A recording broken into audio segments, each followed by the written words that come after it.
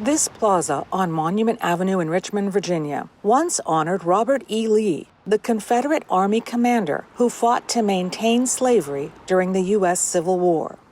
While Lee still rides high, his monument is now also a tribute to the Black Lives Matter movement, thanks to protesters who've left their mark. Views are mixed about the statue and what it represents. I think the monuments are like a stain on the city. They were put there during the Jim Crow era to essentially remind Black people of their place in America, and they're a horrible representation of our city and its values and its legacy. A constant reminder of our ancestors and what they had to go through. And I think we should be far beyond this by now, even though we're not.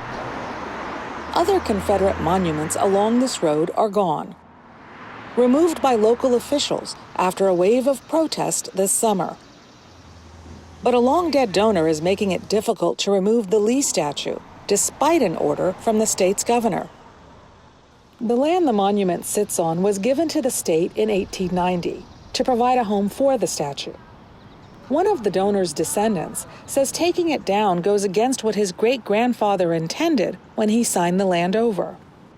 The heir to the donor of the land that the monument sits on has filed an injunction that restrains the governor from taking it down, saying that he was suffering harm, it was a harm to him and a harm to the community to take down the monument.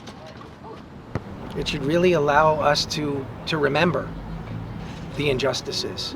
It should allow us to remember our history, but not erase our history. It saddens me. It saddens me that there's that much anger in people that they can deface them like this. Professor Tate believes there is a legal argument for disregarding the wishes of dead donors without having to return the land.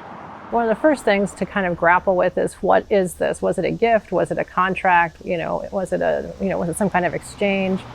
The statue was a gift from a women's fundraising association. The land was a gift to the state, and the governor, acting on behalf of the state, has the absolute right to do what the state wants within certain parameters with this land.